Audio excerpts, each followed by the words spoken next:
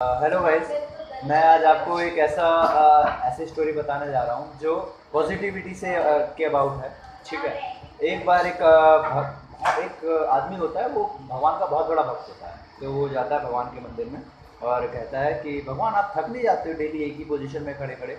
तो भगवान जी कहते हैं कि नहीं, मैं अपनी जगह ठीक हूँ, तुम अपनी जगह रहो, तुम ऐसा मत सोचो कि मैं थक जाता हूँ। बोला नहीं गॉड, आपको पता नहीं है कि मैं कितना ज़्यादा वर्क करता हूँ और तुम तो बिल्कुल काम ही नहीं करते हो। तो गॉड कहते हैं कि मैं जितना काम करता हूँ तुम्हें उसका तुम उसका शायद आधा भी नहीं करते। तो कहता है नहीं गॉड, आप कुछ नहीं करते हो, खड़े ही तो रहना है यहाँ पे। आप एक बार मेरी लाइफ से अपनी लाइफ एक्सचेंज करके देखो, तो आपको मालूम पड़ेगा कि मैं कितनी मेहनत करता हूँ। तो गॉड कहते हैं कि चल ठीक है, तू मेरा बहुत बड़ा भक्त है, इसलिए मैं तेरी बात एक बार मान लेता हूँ।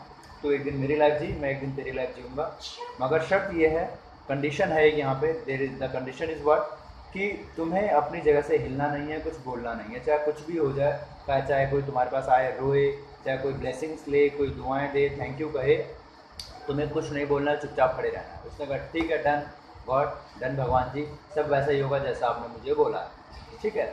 अब उसके बाद वो चला, भगवान जी चले जाते हैं अपने पूरा दिन अपना जो है निकालने के लिए। वो गॉड बन के वहाँ खड़ा हो जाता है। अब पहला भक्त आता है उस भगवान के पास, यानी कि उस आदमी के पास पहला भक्त आता है। वो होता है एक बिजनेसमैन। ठीक है। अब वहाँ पे एक बिजनेसमैन आया, वो कहता है भगवान जी से, हे भगवान जी, मेरे बिजनेस को और ज़्यादा तरक्की देना, मेरी मेहनत और बढ़ाना, मेरे बिजनेस में चार चार चांदी और लगाना, और मैं मेहनत करूँ और मेरी जो है बिजनेस और ज़्यादा ऊपर जाए। ऐसा वो कहता है और अपना एक वॉलेट वहीं भूल जाता है। जब वो माथा टेक करके उठता है तो अपना एक वॉलेट वो वहीं भूल जाता है। अब वो वहाँ से चला जाता है। उसके बाद फिर एक गरीब आदमी वहाँ आता है, और वो गरीब आदमी आकर के कहता है, हे भगवान, मेरा बेटा बीमार है और मेरे पास इतने पैसे भी नहीं है कि उसके लिए मैं दवाई लाऊं, और मेरी वाइफ के पास इतना भी नहीं है कि वो खाना भी बना सके, मेरे घर में खाने का एक दाना नहीं है, मेरे पास बस एक ही रुपया है, मैं आपके पास ये चढ़ाने के लिए आया।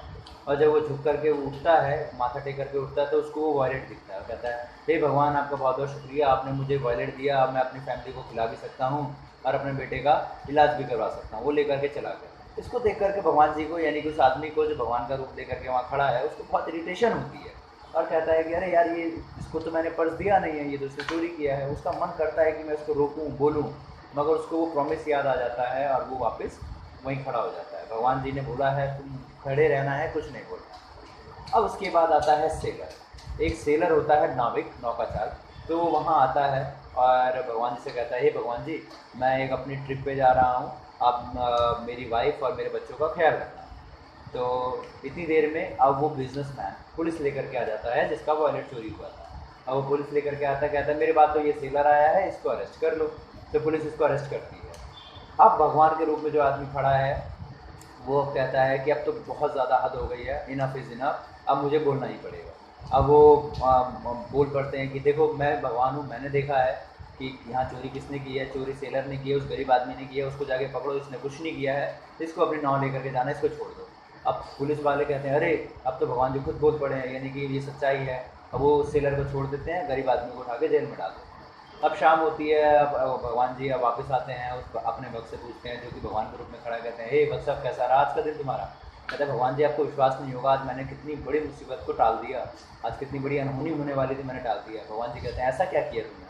तो अपने पूरे दिन की बात भगवान जी को बताता है। भगवान जी कहते हैं अबे, तूने काम बनाया नहीं, तूने काम बिगाड़ दिया है।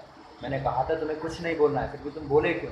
कहता है कि क्या हुआ भगवान जी, मैंने ऐसा क्या गलत किया, मैंने तो अच्छा ही काम किया। तो कहता है तू सुन मेरी स्ट्रैटेजी, तुम सुन मेरा दिमाग जो तेरे सोच से भी ऊपर था। मैंने क्या सोचा हुआ था, जिस जगह वो जो बिजनेसमैन आया था, उसका सारा पैसा चोरी का, अगर उसका थोड़ा सा भी पैसा उस गरीब के आदमी घर में चला जाता, तो उसका थोड़ा कर्मा कम हो जाता, थोड़े पाप कम हो जाते, और उस गरीब आदमी का पेट भी भर जाता, उसके बच्चे का इलाज हो जाता। ठीक है। वो गरीब आदमी बहुत ही ईमानदार है, अपना जो भी कमाता है उसका कुछ परसेंट हमें भी यहाँ पे वो डेली चढ़ा करके जाता है और बहुत गरीबों की मदद करता है। तो वो उसके पास जाना चाहिए था पैसा, मगर वो उसके पास नहीं जा पाया। और दूसरा, वो जो नाविक आया था, जो सेलर आया था, वो जिस दिशा में अपनी नाव लेकर के जा रहा है, उसमें बहुत बड़ा तूफान आने वाला है जिसमें वो बचेगा नहीं, उसके बचने की उम्मीद है बहुत कम है।